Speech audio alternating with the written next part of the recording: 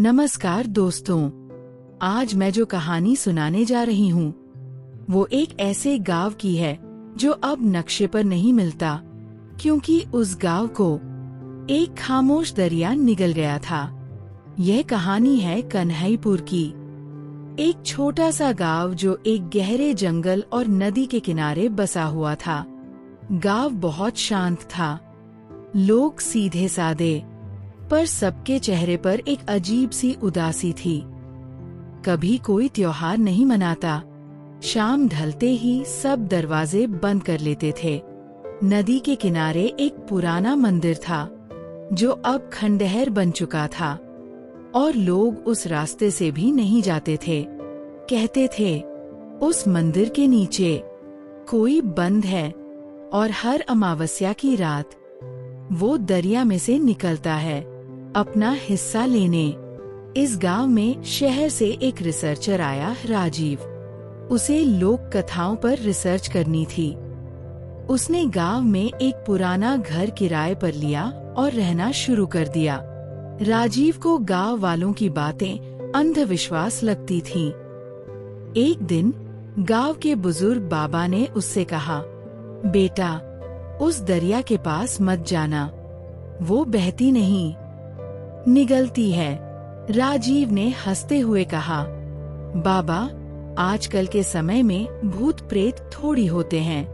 बाबा ने गंभीर होकर कहा, तू नहीं मानेगा, लेकिन जब वो तुझे देखेगा तो तू समझेगा डर क्या होता है।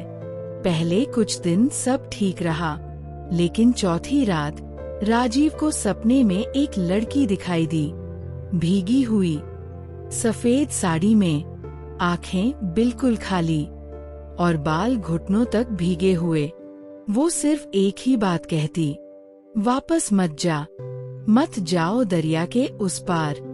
राजीव सुबह उठा तो उसकी आंखों के नीचे काले घेरे थे और बिस्तर के पास गीले पैरों के निशान थे। उसे लगा शायद बारिश हो गई होगी। अगले दिन वो दरिया के किनारे गया और देखा एक टूटी नाव किनारे बंधी हुई थी। गांव का कोई भी आदमी उसके पास नहीं गया। राजीव ने सोचा, यही तो मौका है। अगर कोई दरिया से डरता है तो मैं ही जाकर पता लगाऊंगा। अगली रात अमावस्या थी। चांद नहीं था, सिर्फ काली रात और सन्नाटा। राजीव अपनी रिकॉर्डिंग मशीन, टॉर्च और कैमरा लेकर निकल पड़ा।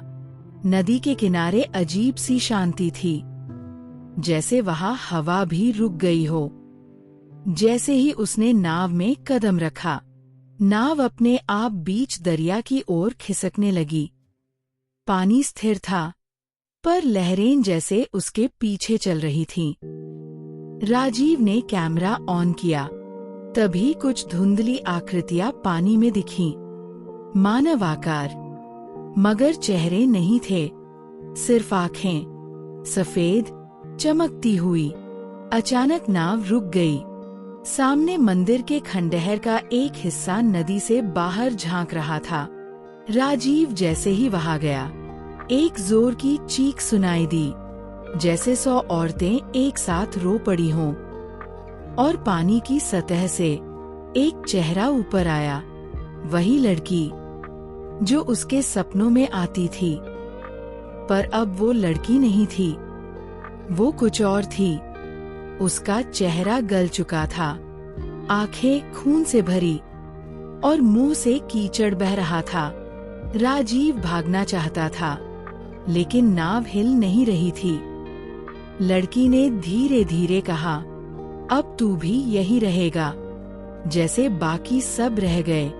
राजीव ने देखा, पानी में सैकड़ों लोग थे जिन्हें दरिया ने निगल लिया था। सभी के चेहरे पहचानने लायक नहीं थे, लेकिन वो सब जी रहे थे उसी दरिया में, उसी मंदिर के नीचे। अगले दिन सुबह गांव वालों ने देखा, नाव किनारे पर खाली थी। राजीव का कोई नामो निशान नहीं था, सिर्फ एक कैमरा मिला जिसमें रिकॉर्डिंग थी। रिकॉर्डिंग में एक ही आखिरी फ्रेम था, राजीव का चेहरा डूबता हुआ और पीछे वो लड़की हंसती हुई। राजीव की गायब होने की घटना के बाद गांव में और भी डर समा गया। कुछ समय बाद एक सरकारी अफसर नीरा जांच के लिए वहां आई। वो मामले को तर्क की नजर से देखती थी। गांव वालों से बात करके उसने भी उसी रात दरिया की ओर जाने की ठानी। उसके पास आधुनिक कैमरे, नाइट विजन, ट्रैकर डिवाइस सब कुछ था। लेकिन जैसे ही वो नदी किनारे पहुंची, हवा तेज होने लगी। दरिया का पानी पहले शांत था, अब चक्कर काटने लगा था। उसने कैमरा ऑन किया, पर स्क्रीन एक झटके में ब्लैक हो गई। टॉर्च बंद, वायरलेस बंद, जीपीएस सिग्नल बंद। वो घबराई और वापस मुड़ने लगी। तभी एक आवाज आई, वो यहाँ नहीं आएगी, वो यही रहेगी सदा के लिए।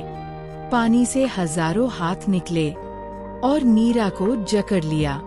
उसकी चीख उसी जंगल में गूंज गई और फिर शांति छा गई।